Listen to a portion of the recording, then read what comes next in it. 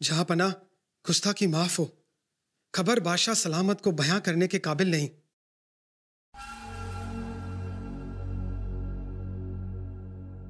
इजाजत है। जहां पना खबर दक्खन से है।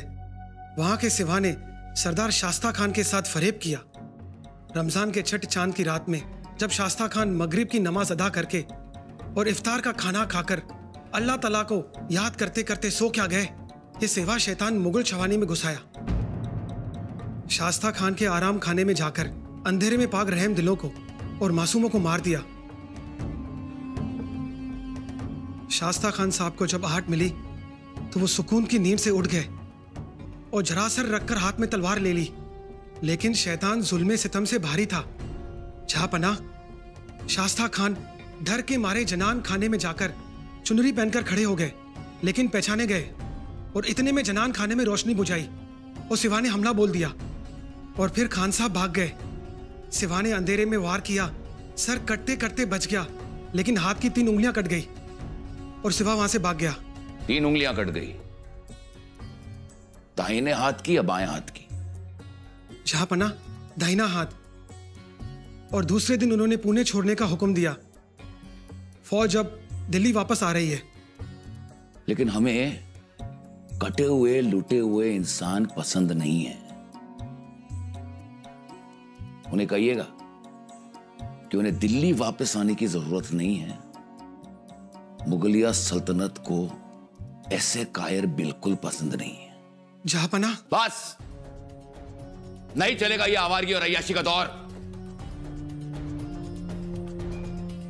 शाइस्ता खान को इत्तला कीजिए कि वो दक्कन से सीधा बंगाल चले जाएं। आलमगीर औरंगजेब उसकी सूरत नहीं देखना चाहते, समझ गए तुम? लुट गए। महाराज सुरतेत पोहोचले पंत। आता सुरतेची मोहीम फत्ते होणार। सुरत? महाराज तर औरंगाबादेस गेले होते। निघाले औरंगाबादेस, परंतु पोहोचले सुरतेस। शामराज पंत, महाराजांचा माग वाऱ्यास तरी कळला का हो? अहो महाराज सुरतेत आले म्हटल्यावर अख्खी सुरत घाबरून गेली। सगळे रस्ते निर्मनुष्य झाले। घरांना वाड्यांना काढणे लावून दरवाजे बंद करून बसले सगळे। अहो व्यापारी घाबरले। अहो सुरतेचा सरदार इनायत खान, त्याची तर पार मस्ती उतरली। औरंगजेबाच्या नाकाचा बाल तो, पण असा काय लपून बसला की महाराजांच्या समोर यायचं धाडस होईना। पण एक आहे पंत, आपल्या मावळ्यांनी पराक्रमाची शर्त केली बघा। अहो धनाच्या राशी महाराजांच्या पुढ्यात येऊ लागल्या। मौल्यवान वस्तूच्या राशी उभ्या राहिल्यात। अहो आमाप लूट मिळाली आहे पंत। वाह, साक्षात आई भवानी पावली। आई भवानी बरोबर साक्षात कुबेरही पावला। हा, सुरत म्हणजे सोन्याची लंका। सोने, रुपे, मोती, हिरे, पाचू, नील, पोवळे, गोमेत यांचे रांजणचे रांजण भरलेले। मोठमोठे वाडे, इमले, मोठमोठे व्यापारी। बरे झाले। हा, पण एक गालबोट लागले पंत। काय झाले? अहो राणी साहेब, अहो तिकडं सुरत बदसुरत होणार आणि इकडं माझी सुरत खूबसूरत होणार। म्हणजे अहो महाराजांनी औरंगजेबाच्या दाढीलाच हात घातला, पार धुरळा केला सुरतचा। लई मोठी लूट मिळाली त्यासनी। अगं बाई, अहो तिकडं गुजर लोकांचं लई चांगल्या घडणावळीचं दागिनं असतात बघा। मुगमाळ लई चांगली असते, गळा लई साजरा दिसतो बघा। मुगमाळ म्हणजे मुगाच्या दाण्या एवढ्या सोन्याच्या मण्यांची माळ म्हणजे मुगमाळ। अन पाची म्हणजे बाजूबंद। याची बी घडणावळ लई चांगली असते बघा। असं? हा, मी काय म्हणते, तुम्ही 4 जोड घ्या आणि मला बी द्या एखादी जोड। अगं ते कसं शक्य आहे? का व? लुटीचाच तर माल हाय ना. लूट असली तरी ती सरकारच जमा होते. हो द्या हो. मला ठाव हाय ते सरकार बी तुम्हीच. घ्या मुगमाळ. सुंदरी, अगं तसं करता येत नाही. मोहिमेत मिळालेला कोणताही ऐवज दागिना खाजगीत येत नाही. अहो, मग आता करा की सुरुवात आणायला. सुंदरी, तुला एकदा सांगितलं ना असं करता येत नाही म्हणून. हा, मग काय नुसतंच वय राणी साहेबांचं पद आवडलं तरी बी नाही घ्यायचं. अगं काही नियम आहेत. नियम कायदा कानून उठता बसता आपलं तेच. बर बर, काय म्हणणं आहे तुझं? यादी करा म्हणजे लुटीतला सगळा माल आपल्याकडे येईल. अहो करा आणि राणीवासांना बी सांगा यादी करा म्हणून. आणि आऊसाहेबांना समजलं तर? आता त्या काय ल्याला नेसायला नाही म्हणत्यात. पर मी एक खरं सांगू, मोडा आता या रीती भाती. शहाणीच आहेस ग. एवढं जगा वेगळं स्वराज्य महाराज रात्रीचा दिवस करतात. ते सांगतील, आऊसाहेब सांगतील ते ऐकायचं का त्याला गालबोट लावायचं? गालबोट? अरे देवा, ते तर सांगायचंच राहिलं. सुरतेत बी काहीतरी गालबोट लागलंय म्हण.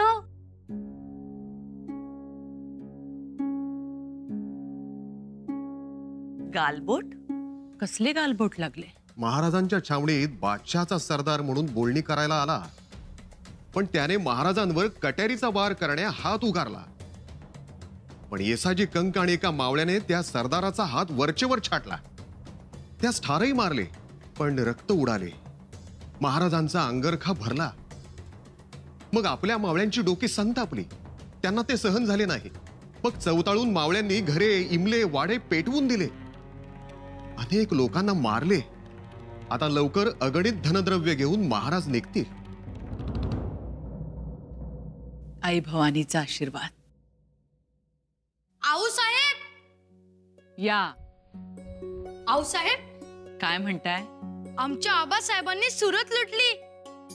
इकडे या. असे समोर उभे राहा आणि नीट लक्षपूर्वक ऐका.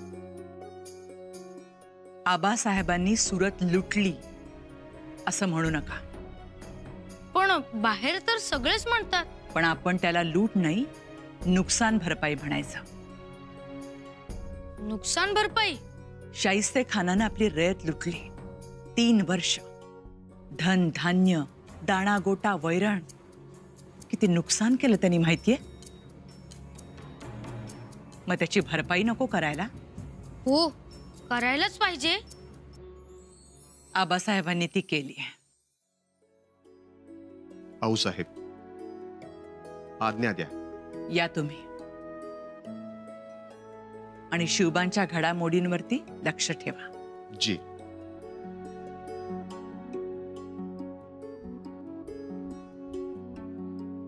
आऊसाहेब, आपण यादी दिलीत पंतांकडे? कसली? दागिन्यांची यादी. नाहीतर आमच्या थोरल्या मातोश्रींनी दिली. त्या म्हणतात गुजरात प्रांताचे दागिने सुबक असतात. तशी यादी द्यायची नसते. तुमच्या आबासाहेबांना ते आवडणार नाही, रागवतील ते. तुम्हावर कोण रागवणार? आपण तर आऊसाहेब. आम्ही आऊसाहेब जरी असलो ना तरी शिवबा राजे आहेत आणि आम्ही प्रजा, सामान्य रयत. त्यांनी घालून दिलेले नियम मोडायचे नसतात, उलट कसोशीनं पाळायचे असतात. आणि आम्हाला दागिन्यांची काय गरज? आमच्याकडे तर 2 हिरे आहेत. एक शिवबा आणि दुसरे तुम्ही. यांची किंमत करणारा रत्नपारखी आम्हाला अजून तरी भेटलेला नाहीये. आणि आणखीन एक दागिना आमच्यासाठी महत्वाचा. मंगळसूत्र?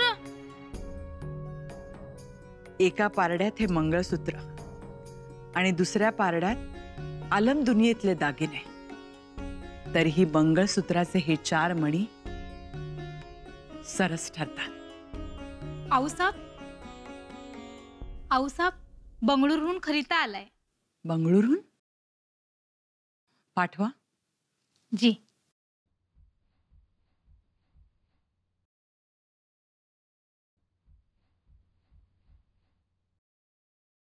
महाराज साहेबांनी आपल्यासाठी हे पत्र दिलंय.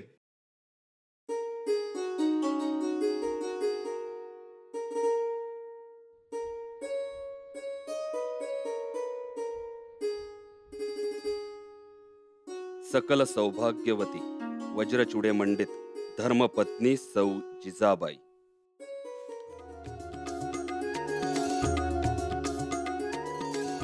शंभूराजे, तुम्ही जा बाहेर खेळायला. जातो, पण आपण एवढ्या गोऱ्या मोऱ्या का झालात? काही नाही, तुम्ही जा म्हटलं ना बाहेर खेळायला. आमच्या आजोबांचे पत्र आले आणि आपण लाजला. बघू. जा म्हटलं ना बाहेर खेळायला. जातो, पण काय लिहिलंय ते तरी दाखवा. खाजगी आहे, तुम्ही जा.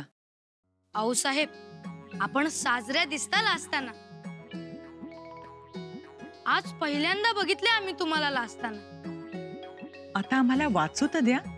वाचा, पण नंतर सांगाल ना आम्हास काय लिहिलंय ते. इकडे या.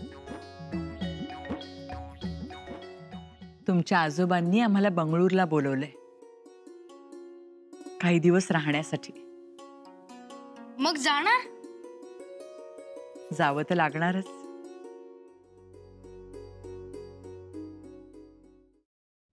बाईसाहेब, या लोणच्याच्या बरण्या. एवढ्या पुरणार नाहीत, अजून 2 वाढवा.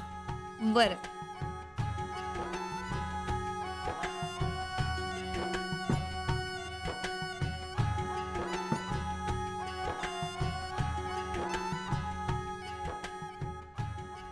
बाईसाहेब, पापड कुरडया आणि हे सांडगे महाराजांना आवडतात ना? नीट ठेवा आणि काही विसरू देऊ नका. हो, रोज आठवणीनं थोडं थोडं करू. तसा वेळ आहे अजून तयारीसाठी. तरी केव्हापर्यंत जायला निघतील आऊसाहेब?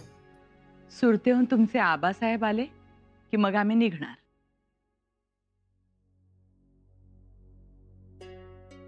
किती दिवस राहणार तिकडे? बघू, महाराज साहेब म्हणतील तसं. म्हणजे 2-3 महिने राहणार? कदाचित 6 महिने सुद्धा. मग आम्ही येणार तुमच्या सोबत. शिवबा सोडणार नाही तुम्हाला. सोडतील? नको म्हणतील. ते कसे जातात? आम्ही तसेच जाणार. आम्ही तुमच्या जवळच राहणार. आम्हाला आमच्या आजोबांनाही भेटायचे आहे. आम्ही येणार आऊसाहेब.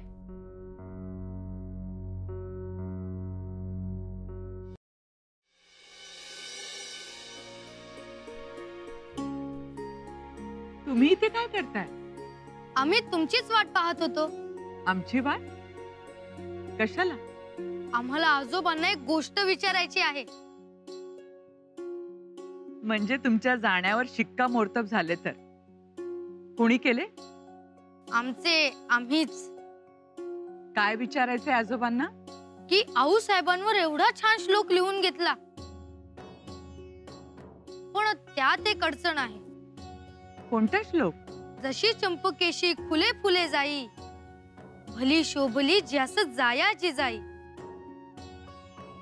जिचे कीर्तीचा चंबू जंबू द्वीपाला, करी सावली माऊलीसी मुला. अरे वा, श्लोक तर पाठ आहे तुम्हाला. मग यात कसली आली अडचण? आऊसाहेब, यात अडचण अशी आहे की आपण जाईचे फूल सुगंधी,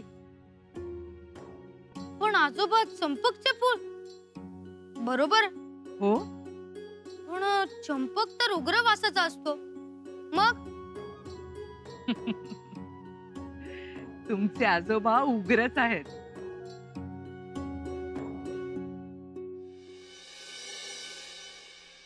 उग्र तर एवढे की निजामाला मांडीवर बसून निजामशाही चालवली, मुघलांचा पराभव केला, त्याच्यासाठी गनिमी कावा केला, भातवडीचं धरण फोडलं. म्हणून तर दिल्लीपती शहाजहान महाराज साहेबांना म्हणायचे, उच्च शहाजी इच्छा जहान. म्हणजे उत्तरेत शहाजहान आणि दक्षिणेत शहाजी महाराज, बरोबर?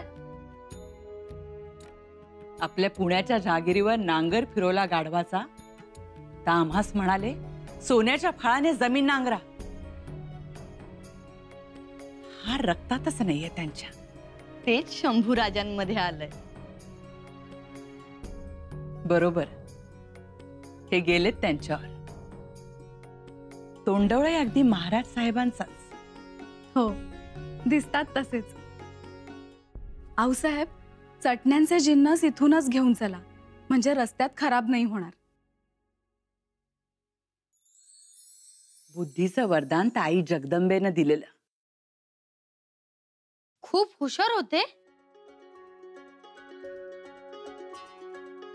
नांगर गावात सरदार मुरार जगदेवरायाची तुळा झाली तेव्हा हत्तीचं वजन कसं करायचं प्रश्न पडला.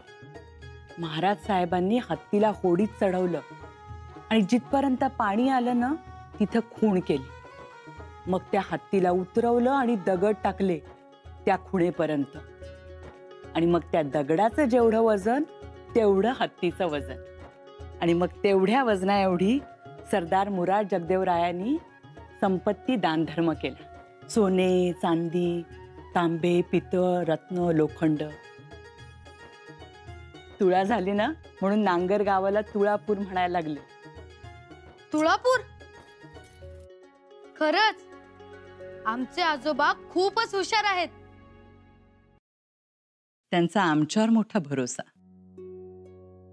स्वराज्याचा विचार जेव्हा त्यांच्या मनात आला तेव्हा त्यांनी तो आम्हास बोलून दाखवला. आम्हासही तो पटला. पण पतीपासून दूर राहायचे हे आम्हास थोडे पटत नव्हते. एक दिवस रात्री त्यांनी आम्हाला उठवले. मध्यरात्र उलटून गेली होती. पहाट झाली होती. आम्ही शामदानं मोठी केली. त्यांच्या हातात एक छोटीशी डबी होती. त्यांनी आम्हाला वाड्याच्या बाहेर आणले. आम्हाला म्हणाले, हीच ती प्रतिपदेची चंद्रकोर. आभाळातून आम्ही थेट या मुद्रेमध्ये घेतली आहे. उद्या ही चंद्रकोर पूर्ण होईल. आणि असं म्हणत त्यांनी ती राजमुद्रा आमच्या हातावर ठेवली. नुकतीच साच्यातून काढलेली ती राजमुद्रा. प्रतिपश्चंद्र लैखीव वर्धिष्णुर विश्ववंदिता शाहसुनो शिवशैस्या मुद्रा भद्राय राजते. खूप हट्टी आहेत. आपल्या मनातलं खरं करतात सगळं. म्हणून मग आम्ही ठरवलं, आता तुम्ही कळत्या सवरत्या झालात, आम्हाला मोकळं करा. बंगळूरला जाऊन महाराज साहेबांची सेवा करत राहणार. मग आम्ही येणार. तुम्ही या, मग पुतळा येतीलच, मग सकवार आणि सोयरा आहेतच. आणि तुम्ही सगळ्या जणी आल्या म्हटल्यावर शिवबा थोडंच राहणार आहे तिथे.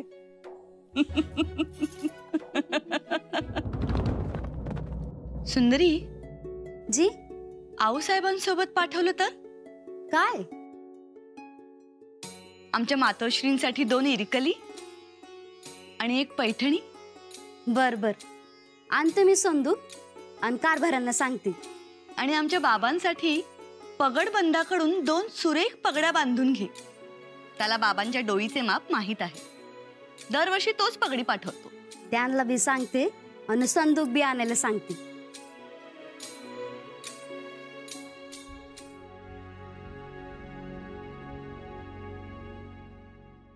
राणी साहेब, पंत आलेत दारात.